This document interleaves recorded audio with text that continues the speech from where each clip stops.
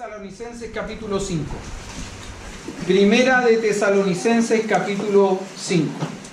Cuando llegamos a esta altura del año, cuando llegamos a este momento del año, probablemente muchos de nosotros hacemos balances de cómo ha sido el año. Hacemos balances de cómo ha sido hasta este momento nuestra vida.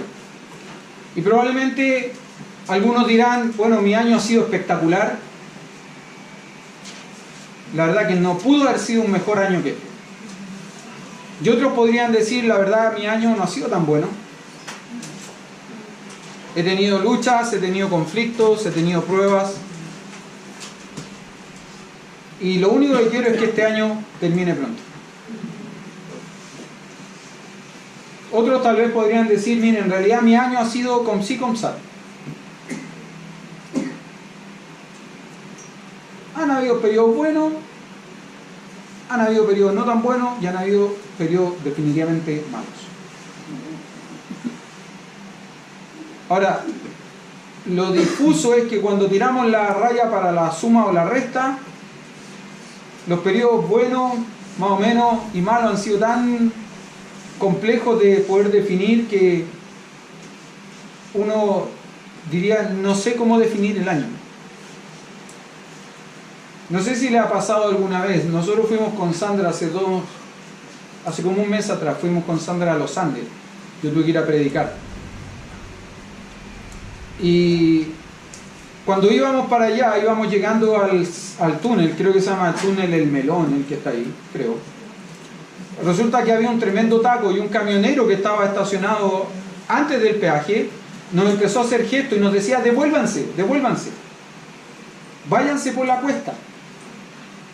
Porque el túnel, había creo un vehículo adentro que se estaba incendiando, por lo tanto el túnel estaba cerrado, cortado, no podíamos pasar. Y a mí se me ocurrió seguir a los otros vehículos que iban a ir por la cuesta, sin conocer la cuesta. Y para más remate, íbamos en una camioneta que consume combustible estando estacionada. Entonces empezamos a subir y cuando yo empiezo a subir se enciende la luz del combustible. Yo pienso que nunca había orado tanto como ese día.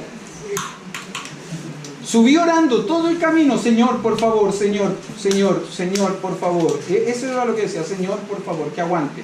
Señor, por favor, por favor. Y empezamos a subir, ¿no? Y era una curva tras otra. Salíamos de una curva, entrábamos a otra. Y todo en subida. Todo en subida. Y llegamos a un punto donde Sandra me decía, ya, pero esta es la última. Y cuando llegábamos al vértice de la curva, nos dábamos cuenta que no era la última. Que seguían las curvas. Seguían las curvas. Seguían las curvas. Bueno, cuento corto, llegamos arriba hasta el final. Y bajé con el motor encendido pero sin cambio, con el puro vuelito. ¿Para qué? Para ahorrar combustible. Era lo que tenía. Iba a gastar más los frenos, pero iba a ahorrar combustible. ¿Por qué le estoy diciendo esto? Porque a veces en nuestra vida el año es así, ¿no? Uno pareciera que sale una curva y entra en otra. Sale una curva y entra en otra. Y nunca ve la cima. Nunca ve la cima hasta que llega arriba.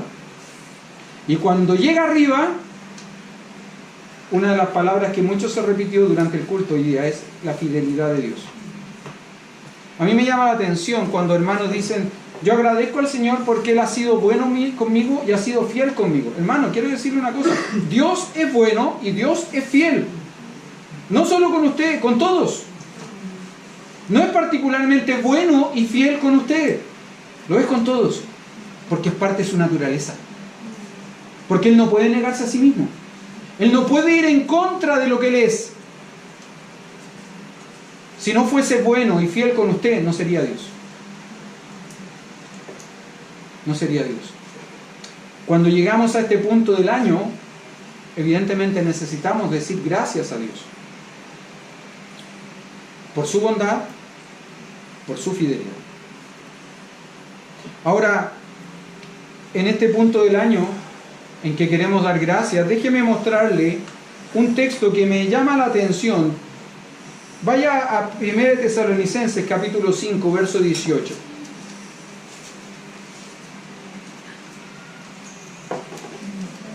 Primera de Tesalonicenses capítulo 5, verso 18. ¿Lo tiene? ¿Lo puede leer conmigo fuerte? A la cuenta de 3. 1, 2, 3. Dad gracias en todo, porque esta es la voluntad de Dios para con vosotros en Cristo Jesús. De nuevo. Dad gracias en todo, porque esta es la voluntad de Dios para con vosotros en Cristo Jesús. Ricardo, te acabas de ser examinado, ¿no? Presentaste defensa de tu tesis, ¿sí? ¿Qué es lo que cuál va a ser el título? Ingeniero comercial. Yo le decía a esos que ganan harta plata, ¿verdad? ¿Ah? Y que pueden ayudarnos a arreglar la tesorería de la iglesia con su tiempo. Amén. ¿Cómo sabes que estudiar ingeniería comercial era la voluntad de Dios para ti? ¿Me puedes mostrar un versículo bíblico que diga: Ricardo Ramírez Muñoz, la voluntad mía para ti es que estudies ingeniería comercial?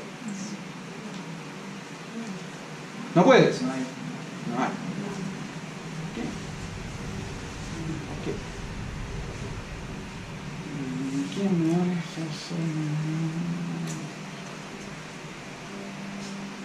Maritza Soto,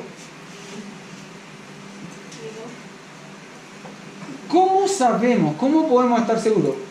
En realidad, tú tenés que estar segura más que nosotros. ¿Cómo tú puedes estar segura de que Leo Riquelme era el hombre, era la voluntad de Dios para tu vida? ¿Me puedes mostrar un versículo bíblico que lo diga?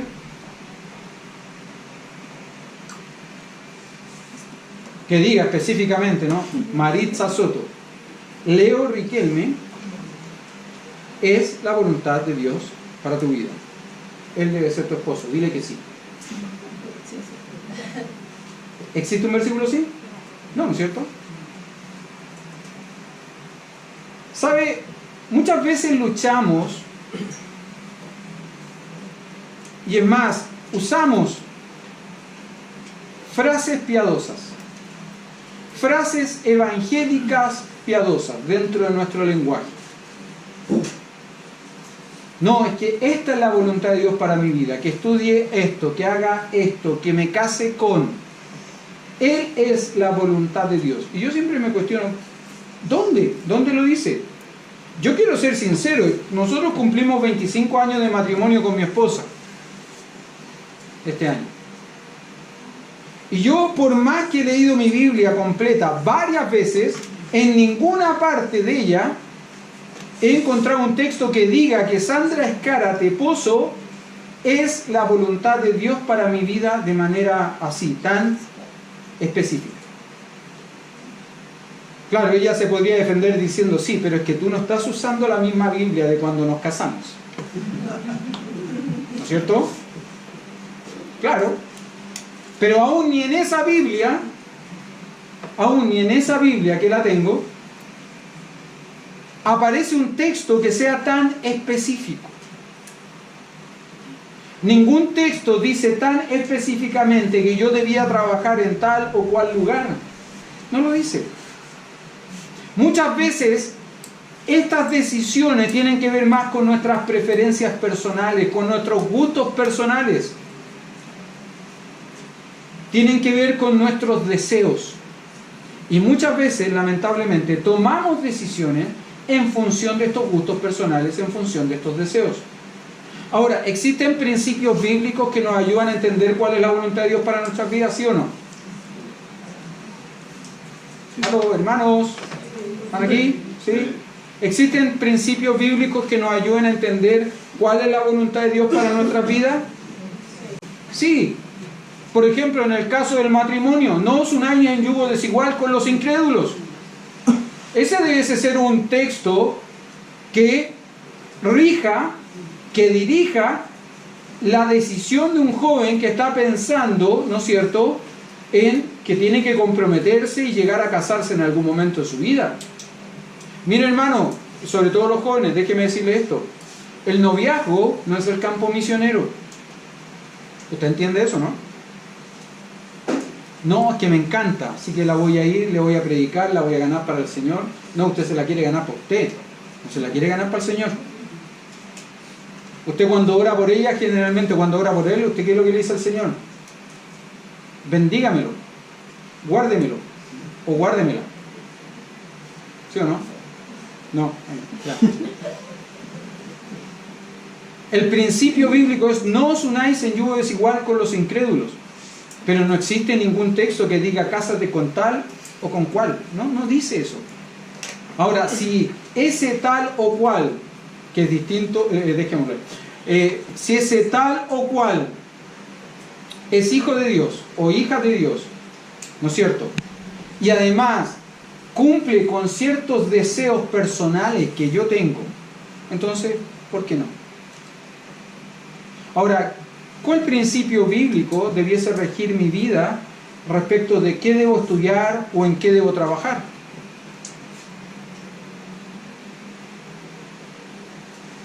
El principio bíblico que dice que debemos hacer todo para la gloria de Dios. Si mi trabajo no honra al Señor, si mi trabajo no glorifica al Señor, si mis estudios no honran al Señor, entonces no son la voluntad de Dios para mi vida.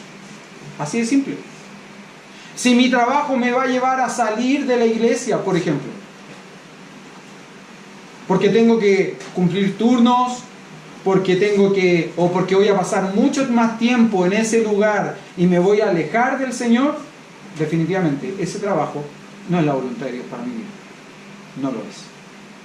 No lo es. ¿Por qué? Porque no estoy honrando a Dios con mi vida. Pero así como hay aspectos de mi vida que no puedo definir de manera específica por la voluntad de Dios, sí hay cosas que son específicas en la voluntad de Dios. Por ejemplo, déjeme darle 3 ejemplos. 1 Tesalonicenses, capítulo 4, verso 3, ¿qué es lo que dice?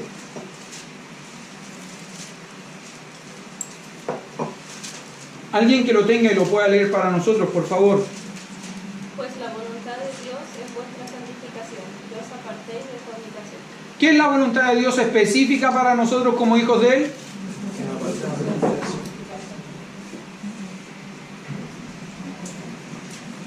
No, la voluntad específica de Dios en ese texto es nuestra santificación. Y para poder lograr nuestra santificación necesitamos apartarnos de aquello que nos contamina. Pero la razón de apartarnos de lo que nos contamina es nuestra santificación, que es la voluntad de Dios. Otro aspecto específico de la voluntad de Dios para nuestra vida, 1 Timoteo capítulo 2, verso 4. Alguien que lo pueda buscar y leer, por favor. 1 Timoteo capítulo 2, verso 4. El cual quiere que todos los hombres sean salvos y lleguen al conocimiento de la verdad. ¿Cuál es la voluntad de Dios ahí? La salvación de los hombres, ¿no? Mire, mi salvación estaba en la voluntad de Dios, su salvación estaba en la voluntad de Dios. Mi santidad, su santidad está en la voluntad de Dios. Pero hay otro aspecto que también está en la voluntad de Dios, que es específico. 1 Tesalonicenses capítulo 5, verso 18. Dad gracias en todo. ¿Por qué? Porque esta es la voluntad de Dios. Hoy día que llegamos al fin de año, que llegamos a un periodo en el cual miramos hacia atrás, déjeme decirle esto, es la voluntad de Dios que usted sea agradecido. Ahora, este texto es tremendamente mal interpretado, hermano. Déjeme decirle eso sí. Este texto es tremendamente mal interpretado. Dad gracias en todo. ¿Significa que debemos dar gracias a Dios por todo? ¿Sí o no?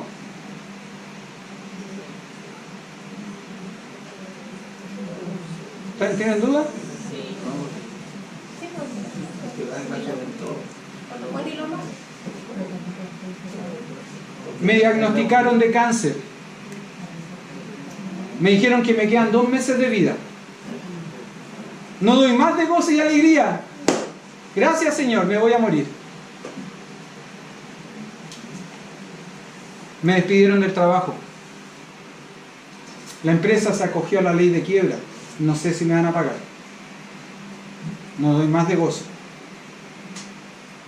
Sobre todo en esta fiesta, no doy más de gozo. Gracias, Señor. ¿Eso es?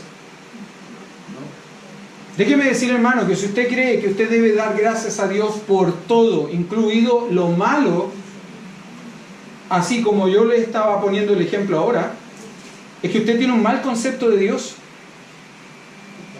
Y usted cree que Dios es una persona sádica. ¿Sabe lo que es un sádico, no?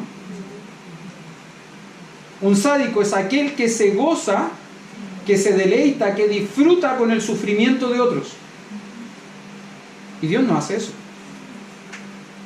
Dios no disfruta cuando nosotros lo pasamos mal. Dios no se goza, no se alegra cuando yo sufro. Este texto, hermano, lo que Pablo está diciendo en este texto, que es la voluntad de Dios, es que nosotros demos gracias en todo tiempo, aún en los tiempos malos. No por las cosas malas que me suceden, pero en los tiempos malos, porque aún en los tiempos malos yo soy capaz de reconocer el cuidado del Señor, la fidelidad del Señor y la misericordia del Señor sobre mi vida. Ahora, ¿por qué esta es la voluntad de Dios? ¿Y cuál es la voluntad de Dios? Para entender eso, tiene que mirar el texto en el contexto. Y la voluntad de Dios no es solo que demos gracias en todo, sino que la voluntad de Dios en este texto comienza un poquito antes. Verso 16. ¿Qué dice en el verso 16? Estad siempre gozosos. ¿Se acuerda que el gozo es la actitud que Dios espera de nosotros en medio de la prueba? Hermanos míos, tened por sumo gozo cuando os halléis en diversas pruebas, sabiendo que la prueba de vuestra fe, ¿qué hace? Produce paciencia.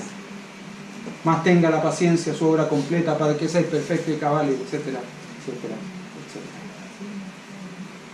Estad siempre gozosos. Verso 17. Orad sin cesar. ¿Cuál fue el texto que leíste, Ignacio? Filipenses capítulo 4, ¿no? 6-7. Él la leyó en otra versión. Déjeme leérsela en la versión que nosotros utilizamos habitualmente, pero la voy a leer desde un poco antes, desde el verso 4. Regocijaos en el Señor siempre. Otra vez digo, regocijaos. Vuestra gentileza sea conocida de todos los hombres. El Señor está cerca. Por nada estéis afanosos, si no sean conocidas vuestras peticiones delante de Dios en toda oración y ruego con acción de gracias. Y la paz de Dios, que sobrepasa todo entendimiento, guardará vuestros corazones y vuestros pensamientos en Cristo Jesús. ¿Sabe por qué se puede regocijar en todo tiempo? ¿Sabe por qué? Porque usted tiene una poderosa herramienta que se llama oración. Y usted puede dejar sus afanes de lado, puede dejar sus preocupaciones de lado, presentando sus oraciones delante del Señor con toda oración. Esa es la voluntad de Dios en 1 Tesalonicenses capítulo 5. Estad siempre gozosos. ¿Por qué? Porque pueden orar. Y porque pueden orar, entonces ustedes pueden dar gracias a Dios en todo momento, en todo tiempo. Esa es la voluntad de Dios. Me gusta cómo lo expresa el salmista, Salmo 57, verso 1.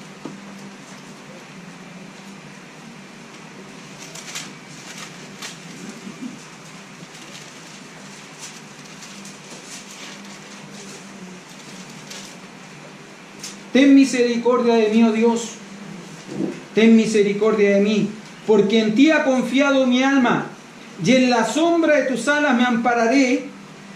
¿Hasta cuándo? Hasta que pasen los quebrantos. ¿Vendrán quebrantos? ¿Vendrán dificultades? ¿Vendrán pruebas? Claro que sí, hermano. Pero en la sombra de las alas del Señor usted encuentra un refugio que es mucho más grande que cualquier quebranto. que es mucho más seguro que cualquier dificultad, que es mucho más fuerte que cualquier prueba. Busque refugio en las alas del Señor. Entonces le decía, ¿no?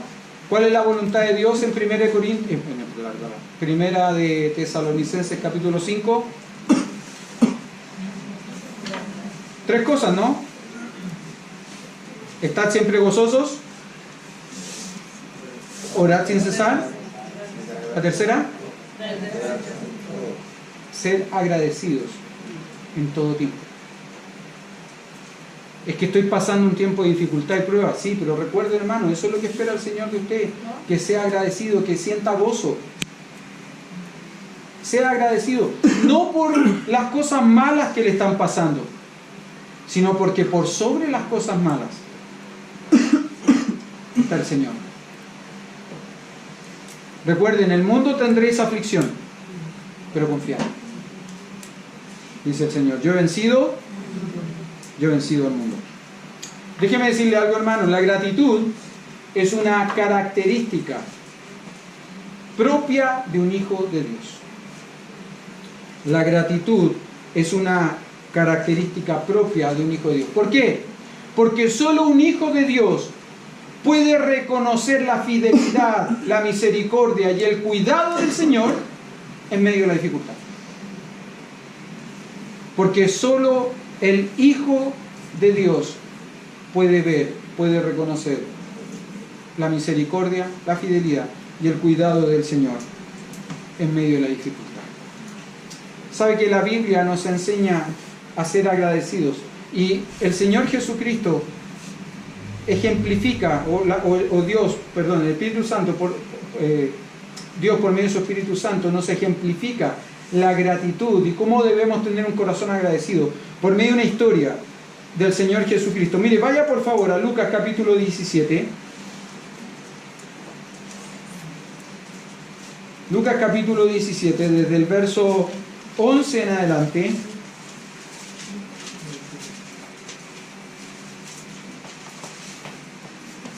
Y vamos a considerar en esta historia algunas cosas que son bien particulares respecto de la gratitud. Probablemente usted conoce la historia, ¿no? El encuentro de Jesucristo con 10 leprosos. Dice Lucas 17, del 11 al 19, yendo Jesús a Jerusalén, pasaba entre Samaria y Galilea, y al entrar en una aldea le salieron al encuentro 10 hombres leprosos, los cuales se pararon de lejos y alzaron la voz diciendo, Jesús, Maestro, ten misericordia de nosotros. Cuando él los vio, les dijo, id, mostraos a los sacerdotes. Y aconteció que mientras iban, fueron limpiados. Entonces uno de ellos, viendo que había sido sanado, volvió glorificando a Dios a gran voz, y se postró rostro en tierra a sus pies, dándole gracias, y este era samaritano. Respondiendo Jesús dijo, ¿no son 10 los que fueron limpiados? ¿Y los 9 dónde están? No hubo quien volviese y diese gloria a Dios, sino este extranjero. Y le dijo, levántate, vete, tu fe te ha salvado. Consideremos algunas cosas en esta historia. Pongamos en práctica el método de estudio inductivo. ¿Quiénes son los personajes que aparecen en esta historia? ¿Qué cosa? Ya. Y Jesús. Esos son los personajes, ¿no? Jesús y 10 leprosos. Ahora, para poder entender un poco la historia, utilizando el método de estudio inductivo, tenemos que entender, primero que todo, ¿qué cosa? Si hay 10 leprosos, ¿qué debemos entender? ¿Sí? ¿Qué es la lepra? Porque no es una enfermedad tan común hoy día. En el pasado sí, hoy día no. ¿Qué es la lepra? Bueno, la lepra es una enfermedad degenerativa, crónica, infecciosa, que afecta particularmente los terminales nerviosos de nuestro cuerpo. Por eso que afecta, por ejemplo, los dedos y las manos, los dedos de las manos y de los pies, así como las manos y los pies. Pero también afecta la nariz, los ojos y en algunos casos aún más extremos afecta los riñones y los testículos del hombre. Ahora, esta enfermedad degenerativa crónica tiene una particularidad. ¿Sabe cuál es?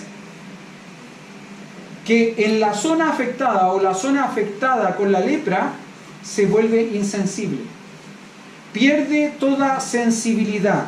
Es por eso que muchos leprosos pierden parte de su cuerpo o de sus extremidades cuando están infectadas.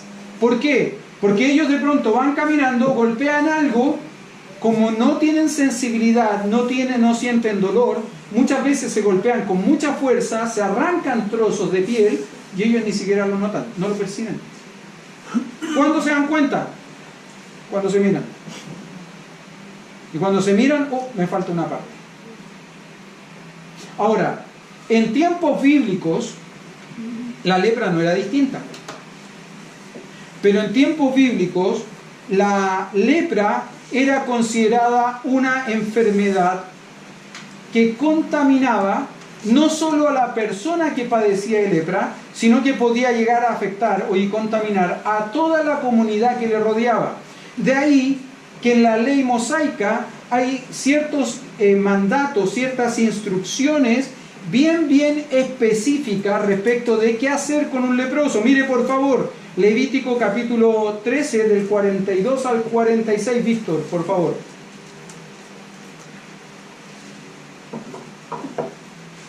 Levítico 13 del 42 al 46.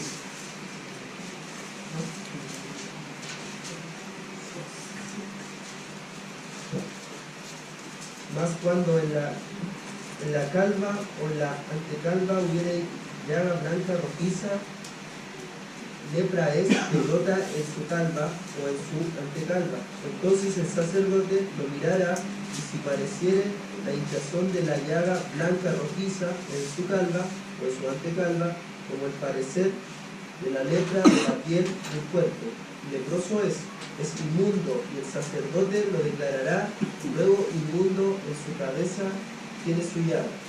Y el leproso en quien hubiere llaga llevará vestidos rasgados y su cabeza descubierta y embozado, pregonará inmundo, inmundo. Todo el tiempo que la llaga estuviere en él será inmundo, estará impuro y habitará solo. Fuera del campamento será su morada. Ok. No sé si logra notar, pero ¿qué es lo que dice la ley mosaica respecto de alguien que padecía de lepra? Primero, que tenía que ser examinado por el sacerdote. Era el sacerdote quien determinaba si tenía o no tenía lepra. Por lo mismo, él era el sacerdote también quien determinaba cuando el enfermo, el contaminado con lepra, estaba limpio. Luego, dice que este hombre va a ser declarado, ¿de qué manera? Una palabra fuerte. Inmundo. Inmundo. Y este hombre tiene que vivir fuera del campamento, fuera de la ciudad. ¿Para qué? Para no contaminar el campamento o la ciudad. No contaminar a la comunidad con la cual él vive o con la cual él vivía. Ya es triste, ¿no? Sufrir una enfermedad así. Y además que te desprecien, que te desechen, es aún más triste. Ahora, este hombre, lógicamente, tiene que seguir viviendo, tiene que seguir comiendo, tiene que seguir haciendo ciertas cosas. ¿Y qué es lo que tenía que hacer este hombre para no toparse o para no contaminar, no ensuciar, no manchar a personas que están sanas? Bueno, el ritual era este, ¿no? Ellos hacían sonar campanillas para llamar la atención y luego gritaban: inmundo, inmundo. ¿Qué? ¿Le estaban diciendo inmundo a otro? No, estaban hablando de sí mismo. Ahora usted tiene que entender también, ¿no?, que una persona que tiene esta enfermedad ceremonialmente es impuro. Él no puede participar de ningún rito de su religión, de ningún culto de su religión. No puede. ¿Por qué? Porque es impuro. Porque es impuro. Bueno, con eso en mente, notemos por favor algunas cosas que pasan en el relato que leímos de Lucas capítulo 17. Mire, Lucas capítulo 17, verso 12. Y al entrar en una aldea, está hablando de Jesús, le salieron al encuentro 10 hombres leprosos, los cuales se pararon, ¿dónde?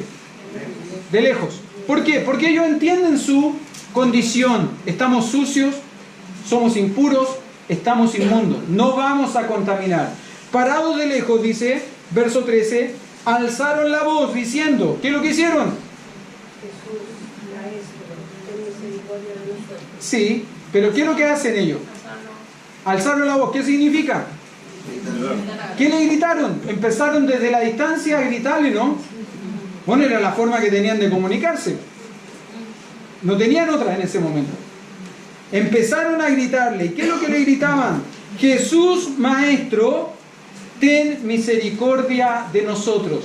Déjeme decirle, hermano, que esta petición, esta oración, ten misericordia de nosotros, es la clásica petición de un enfermo en el Nuevo Testamento. ¿Se acuerda del ciego Bartimeo? Jesús, hijo de David, ¿qué cosa? Ten misericordia de mí. Es lo que un enfermo pediría. Es lo que alguien pediría respecto de un ser querido o de sí mismo en cuanto a una enfermedad. Ellos lo que están haciendo es rogarnos, le están rogando al Señor porque desean recibir sanidad. Desean recibir sanidad. Verso 14. Fíjese lo que dice el verso 14. ¿Qué es lo que hace Jesús? Cuando Él los vio, ¿se acercó? No, en la distancia, ¿no? Solo desde la distancia. Cuando Él los vio, ¿qué es lo que hace? Los manda. ¿Se acuerda que le dije que eran los sacerdotes los que tenían que dictaminar si alguien tenía lepra? Pero también eran los sacerdotes los que tenían que dictaminar cuando ese alguien estaba sano de la lepra. ¿Qué es lo que hace el Señor Jesús? Les manda a cumplir el rito de la ley. Les manda diciendo, vayan donde los sacerdotes. Cuando Él los vio, les dijo, id, mostraos a los sacerdotes. Ahora la pregunta es, ¿por qué me debo mostrar al sacerdote? Si estoy enfermo de lepra. El sacerdote ya me dijo que estaba enfermo de lepra. Bueno, ¿qué es lo que le están pidiendo ellos al Señor Jesús? Ten misericordia de nosotros, ¿no? Entonces el Señor Jesús le dice, vayan donde los sacerdotes, muéstrense ante los sacerdotes. ¿Qué hacen ellos? Fueron. Y alguien podría decir, esto es una demostración de fe, ¿no? No sé. ¿Cómo sigue el texto? Y aconteció que mientras iban, ¿qué pasó con ellos? Fueron limpiados. Aconteció que mientras ellos iban, fueron limpiados. Déjeme decirle, hermano, sinceramente, no creo que la limpieza de estos hombres, el ser sanados de la lepra, haya sido consecuencia de su fe. Creo sinceramente que el ser limpiados, el ser sanados, fue una obra de la misericordia de Dios sobre la vida de estos hombres. Pero no una acción, no una consecuencia de la fe de estos hombres. ¿Por qué? Por cómo sigue la historia. Por cómo sigue la historia. Verso 15. Entonces uno de ellos, viendo que había sido sanado, volvió. ¿Haciendo qué?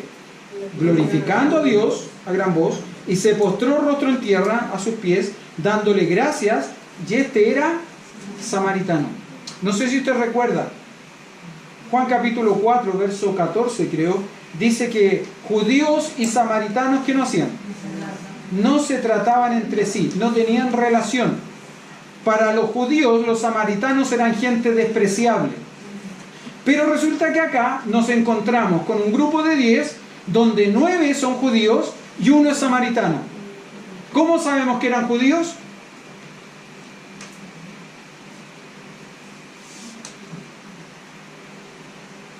Porque si no hubiesen sido judíos, Jesús no los manda a mostrarse al sacerdote.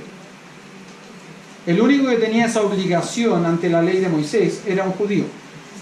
El samaritano no tenía esa obligación. De hecho, es muy probable, ¿no? Y aquí es lo interesante, hermano.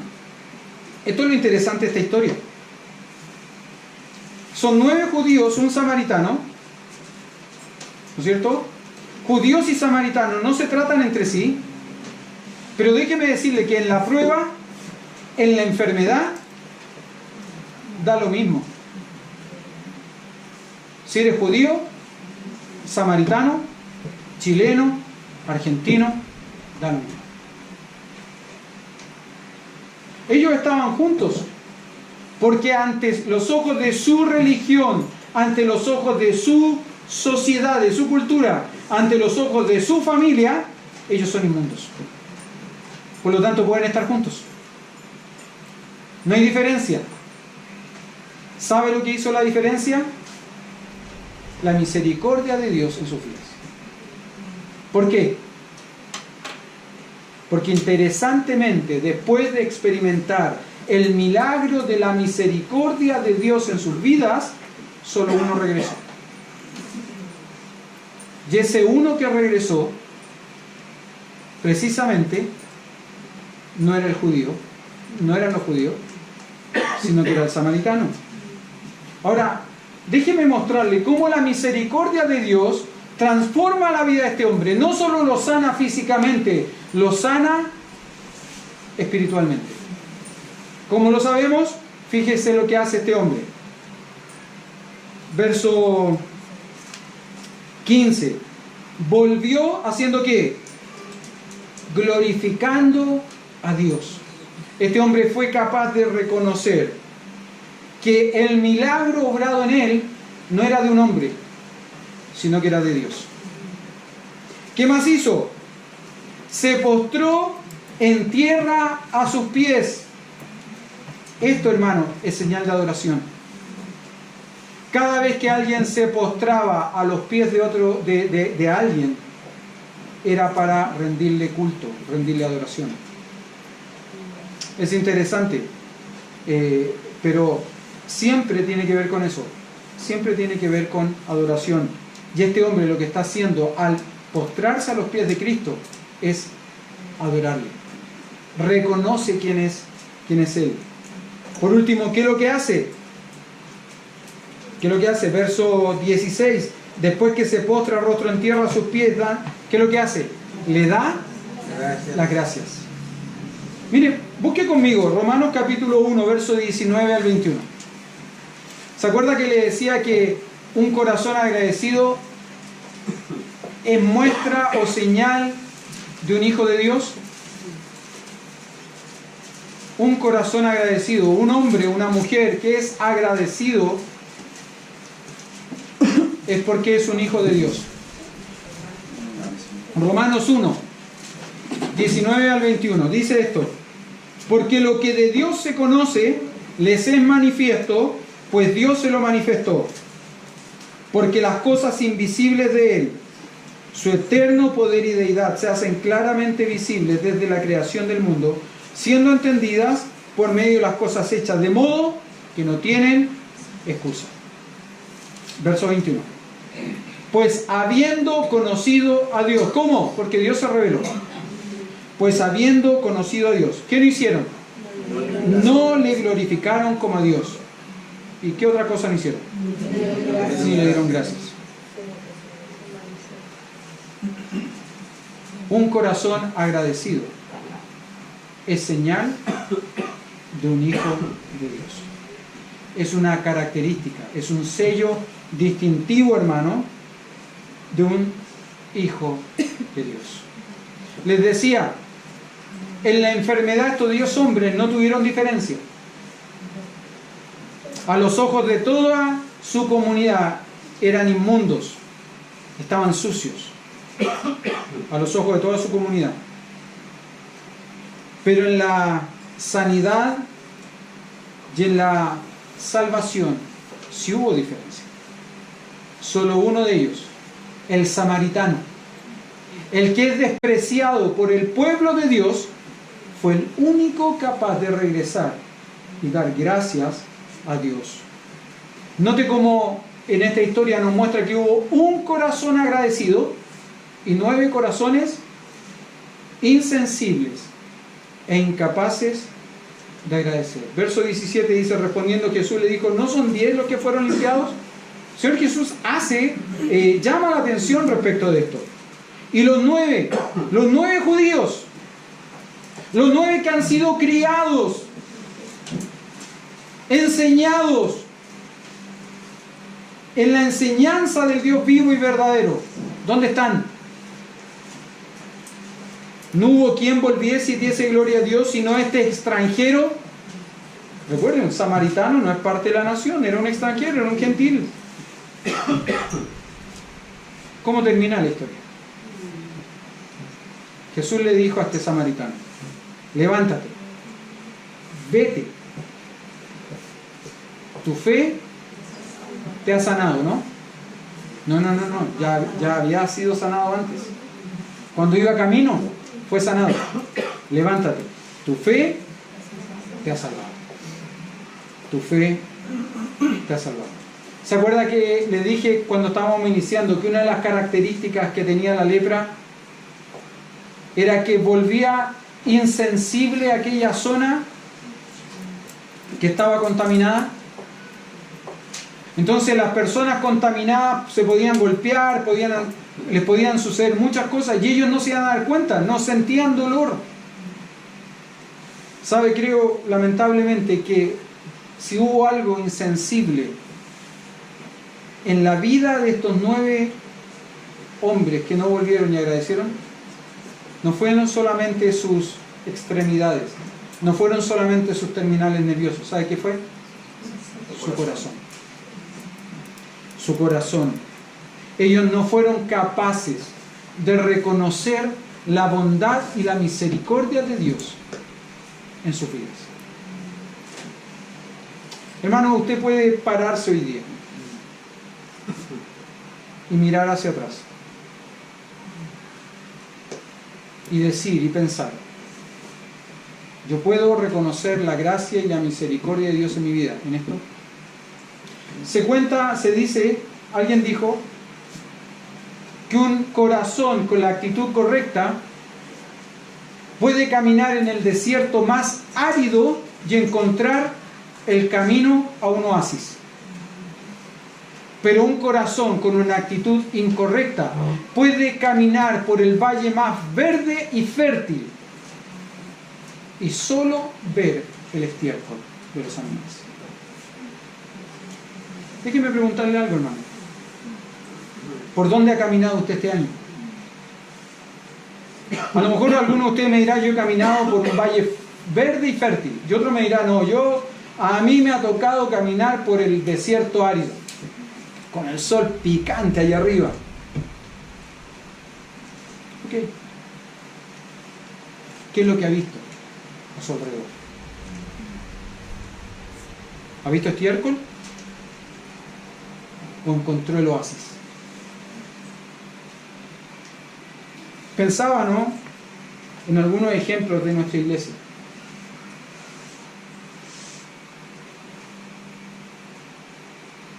Por lo cual debemos dar gracias en todo.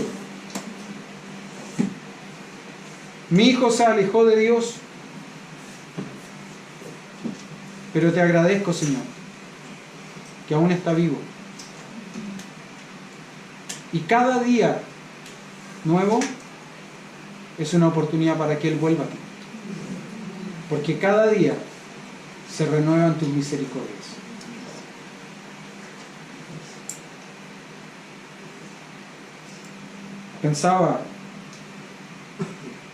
Pensé en el Leo, ¿no? ¿Está por ahí, Leo?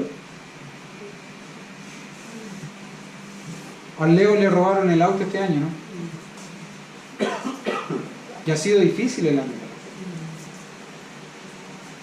Perdió lo material, pero aún retiene lo eterno. Y eso es más importante que lo material. Una hermana de nuestra iglesia podría decir: mi madre falleció este año después de una operación fallida. Pero mi madre conoció al Señor antes de ir a esa operación. Mi esperanza hoy día es más grande que mi dolor. Alguien podría decir: me diagnosticaron con una enfermedad crónica,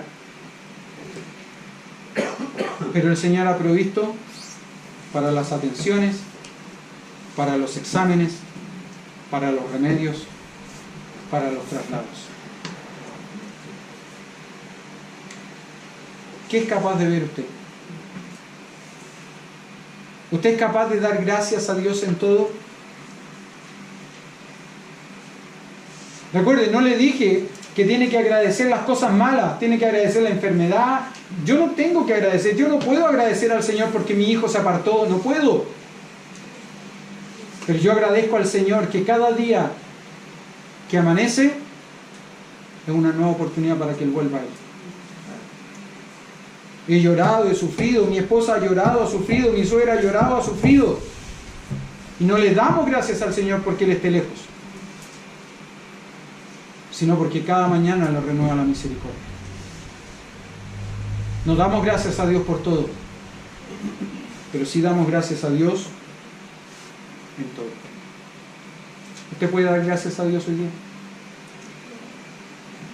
Le voy a invitar a cerrar sus ojos, vamos a orar